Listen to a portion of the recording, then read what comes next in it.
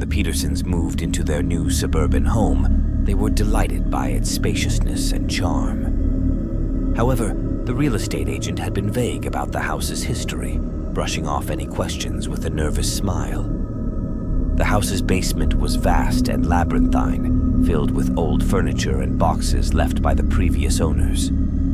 From the first day, the Peterson children, Ben and Emma, felt uneasy in the basement, claiming they heard whispers and footsteps when no one was there. One evening, while exploring, Emma found an old wooden door hidden behind a stack of boxes. The door was padlocked, and curiosity got the better of her. She and Ben managed to pry it open, revealing a small, dimly lit room. The room was filled with children's toys, all antique and covered in dust. In the center of the room was a small bed, and on the bed lay a collection of raggedy dolls, arranged as if they were asleep. That night, Emma had a nightmare about children trapped in the basement, crying out for help. She woke up screaming, convinced that the children were real and needed to be saved. Ben, though skeptical, couldn't shake off the eerie feeling the room gave him. He decided to investigate further and found an old journal hidden beneath a loose floorboard. The journal belonged to a woman named Margaret, who had lived in the house decades ago. Margaret's journal revealed a dark and tragic story. She had been the caretaker of orphaned children, but during a severe winter, the children had fallen ill. Unable to get help, Margaret had locked them in the basement to prevent the spread of disease. The children never survived, and their spirits remained trapped, restless and seeking closure. Margaret, racked with guilt, had written about her attempts to communicate with the children's spirits through seances and rituals. As Ben read the journal aloud to Emma, the temperature in the room dropped, and they heard faint sobbing. The siblings decided to tell their parents, but their story was met with disbelief. That night, the entire family was awakened by the sound of children crying and a cold draft coming from the basement. When they went to investigate, they found the old door wide open, the dolls scattered across the floor. Desperate for help, the Petersons called a paranormal investigator. The investigator confirmed the presence of multiple spirits and conducted a seance to try and communicate with the children. During the seance, the children's spirits appeared, translucent and mournful. They pleaded to be freed from their torment. The investigator suggested a ritual to release their souls, requiring the burning of their toys and belongings. The Petersons gathered all the items from the hidden room and, with heavy hearts, set them alight in the backyard. As the flames consumed the toys, they heard the faint sounds of laughter and felt a sudden warmth in the air. The investigator assured them that the spirits had found peace, but the family couldn't shake off the lingering feeling of being watched. They decided to move out, unable to continue living in a house with such a dark past. Years later, the Petersons still talk about their experience, the memories of the trapped children haunting their dreams. The house remains abandoned, a grim reminder of the forgotten souls that once called it home.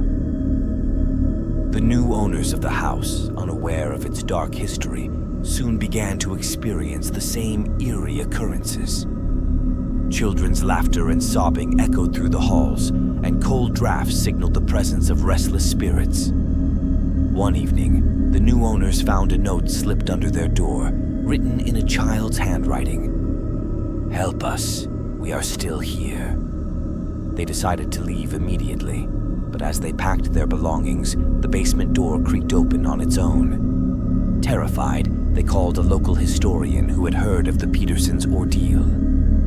The historian conducted another seance, but this time the spirits were angry and malevolent. They wanted revenge for being disturbed again.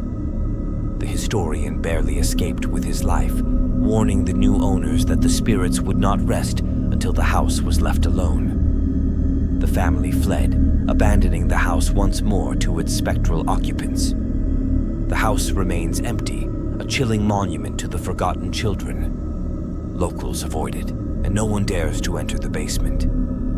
It stands as a silent reminder of the tragic events that unfolded within its walls, waiting for the day when someone brave enough might uncover its secrets once more.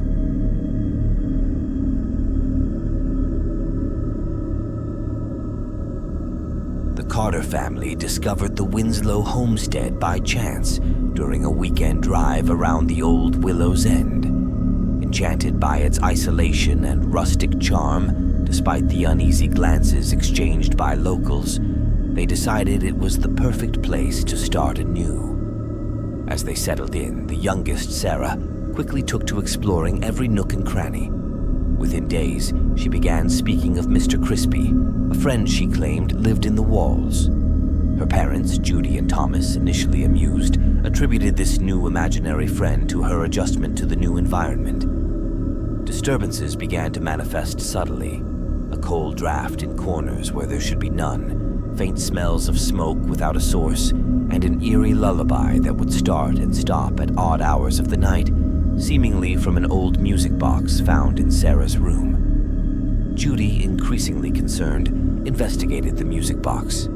Its tune was melancholic, and each note seemed to throb with a hidden sorrow. It played as if possessed at times, especially during the twilight hours, filling the house with its haunting melody. The phenomenon escalated quickly. Mirrors cracked as if struck by an unseen force, and vivid blood-red stains appeared on the walls, only to vanish without a trace.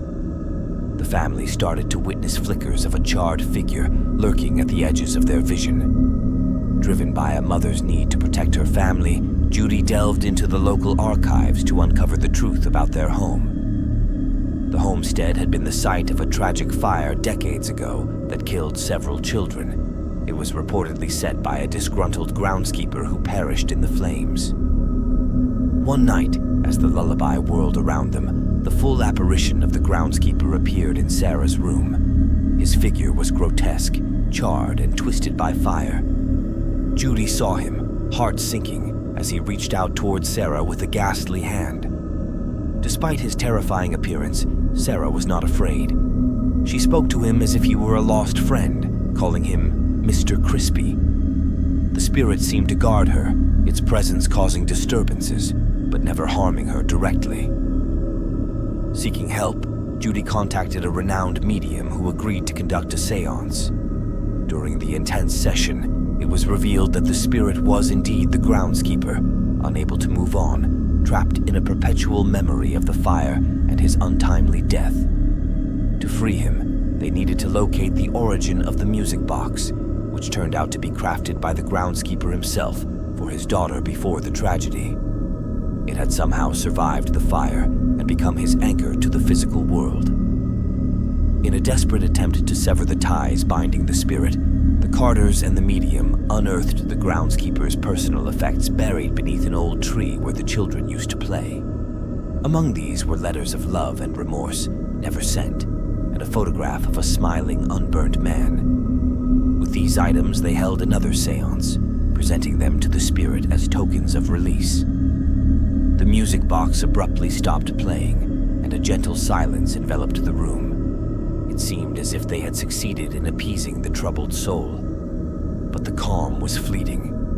New, more malevolent spirits, perhaps disturbed by their actions, began to stir. The house groaned under their weight. Cold drafts turned into icy gusts, and the family's nights were plagued by cries of anguish and anger from unseen mouths. Realizing they had disturbed a deeper spectral layer, the Carters called upon experts in paranormal phenomena.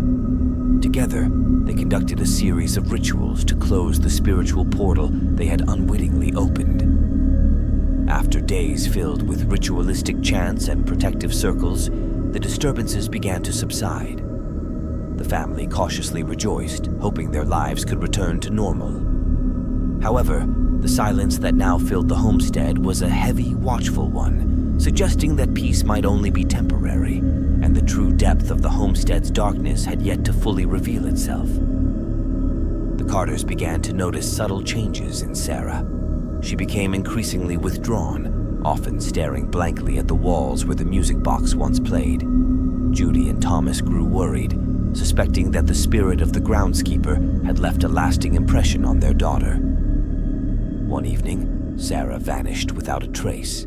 The family searched the house frantically, eventually finding her in the basement, standing before an old soot-covered mirror. Her reflection was not her own, but that of a young girl, charred and haunting. Sarah whispered that the girl in the mirror needed help, that she was trapped and lonely. Judy and Thomas realized that the groundskeeper's daughter's spirit was still bound to the house, unable to move on. Desperate to save their daughter, the Carters reached out to a shaman known for dealing with restless spirits. The shaman explained that the only way to free the child's spirit was to perform a ritual of release at the exact spot where she had perished. They gathered the remnants of the groundskeeper's daughter's belongings and took them to the old tree. As they performed the ritual, a fierce wind whipped around them, carrying the anguished cries of the trapped spirit. The ritual reached its climax, and a blinding light enveloped the area.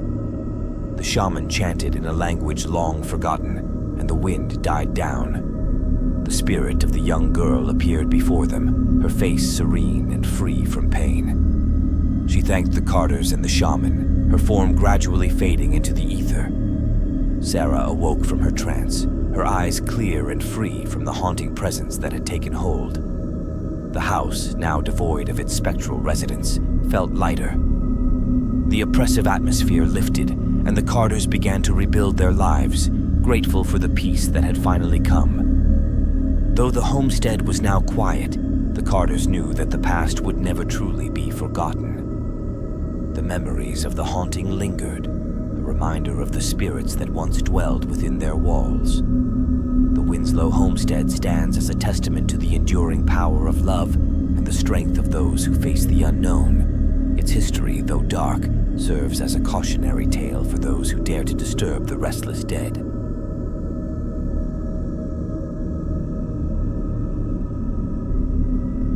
The Parker family thought they had found a dream home in the countryside, away from the hustle and bustle of city life. Hollow Creek was an old farmhouse with a lot of character, and the price was surprisingly affordable. From the moment they moved in, strange occurrences began. Objects would disappear only to reappear in odd places, and there were unexplained cold spots throughout the house, particularly in the basement. The basement was a dark, damp space that the family used for storage. However, their teenage son, Jake, often heard noises coming from below at night, whispers, footsteps, and sometimes a low, guttural growl. One evening, while retrieving some boxes, Jake noticed a bricked-up section of the basement wall.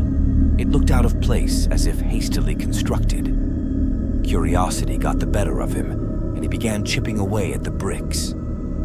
Behind the wall, Jake discovered a hidden room filled with old medical equipment and journals. The journals detailed experiments conducted by the house's original owner, Dr. Holloway, who had practiced unauthorized and unethical medical procedures. Dr. Holloway had been obsessed with finding a cure for death itself. His experiments involved grave robbing and conducting horrific trials on both animals and unwilling human subjects. The journals spoke of screams that never stopped and spirits that never rested. As Jake read the journals, he felt a presence in the room. Shadows shifted in the corners, and the temperature plummeted. He hurriedly replaced the bricks and fled the basement, but the damage was done. That night, the family was awoken by the sounds of heavy breathing and scratching at their bedroom doors. The air was thick with a sense of dread, and an oppressive force seemed to hang over the house. The next day, the Parkers contacted a local priest to bless the house. The priest, upon entering the basement, immediately sensed the evil lingering there. He warned the family that the house was tainted by the dark deeds of its past owner. Despite the priest's blessing, the hauntings grew worse. Apparitions of mutilated figures appeared, their faces twisted in pain and anger. Jake, feeling responsible, decided to delve deeper into Dr. Holloway's journals for a solution. He learned that the only way to appease the spirits was to find their remains and give them a proper burial. With his parents' reluctant help, Jake began the gruesome task of locating the hidden graves around the property. Each night, as they dug up bones and held impromptu funerals, the spirits became more aggressive, as if fighting against their release. The basement would fill with screams, and the walls seemed to close in on them. One stormy night, the family was forced into the basement by a violent poltergeist attack. Trapped, they huddled together, reciting prayers and holding on to hope. The room grew colder, and they could see their breath in the air. Suddenly, the ground beneath them began to shake, and a brilliant light filled the basement. The spirits of Dr. Holloway's victims appeared one last time, their faces serene for the first time. They slowly faded, leaving a profound silence. The haunting ceased, but the Parker family could no longer live in Hollow Creek. They sold the house and moved away, carrying the memories of their terrifying ordeal with them. The farmhouse stood empty, a reminder of the horrors hidden beneath its foundations. The new owners, the Masons, were thrilled with their purchase. They dismissed the stories of hauntings as mere rumors. It wasn't long before they too began to experience the eerie disturbances that had plagued the Parkers. Mrs. Mason often heard faint crying and whispers from the basement, while Mr. Mason felt an unsettling coldness every time he descended the stairs. Their son, Tim, spoke of shadowy figures watching him from the corners of his room. One night, Tim was awakened by a heavy, oppressive presence pressing down on his chest. He saw a gaunt, skeletal figure looming over him, its eyes hollow and filled with torment. He screamed, and the figure vanished, leaving Tim terrified and gasping for air. The Masons sought the help of a paranormal investigator who confirmed the presence of multiple restless spirits. The investigator conducted a seance, during which the spirits revealed the extent of Dr. Holloway's atrocities and their desperate need for release. The investigator advised the Masons to locate any remaining journals or artifacts that might be tying the spirits to the house. They scoured the basement, finding a hidden compartment filled with more of Dr. Holloway's notes and the preserved remains of his victims. As they attempted to properly bury the remains, the spirits grew increasingly violent. The walls bled with dark, viscous liquid, and the air filled with agonized screams. The Masons were barely able to complete the burial before being forced to flee the house. Desperate for a solution, the Masons reached out to a renowned exorcist. The exorcist performed a complex ritual designed to cleanse the house of its dark past. The ritual involved burning the journals and the remains while reciting ancient prayers. The house trembled as the ritual progressed, with ghostly apparitions appearing and disappearing in a frenzy. The exorcist's chants grew louder, matching the intensity of the spirits' wails. Finally, with a blinding flash, the spirits were expelled, and the house fell silent. The Masons, exhausted and shaken, cautiously re-entered the house. The oppressive atmosphere was gone, replaced by an eerie calm. They hoped that the exorcism had been successful, and that the spirits had finally found peace. Despite the newfound peace, the Masons couldn't shake the feeling that the house still held secrets. They decided to move, leaving Hollow Creek behind. The farmhouse, now abandoned, stands as a grim reminder of the horrors that once took place within its walls. Locals continue to avoid the property, sharing tales of the cursed farmhouse. Hollow Creek remains a symbol of the dark legacy left by Dr. Holloway, a place where the echoes of the past still linger, waiting for the next unsuspecting family to uncover its sinister secrets.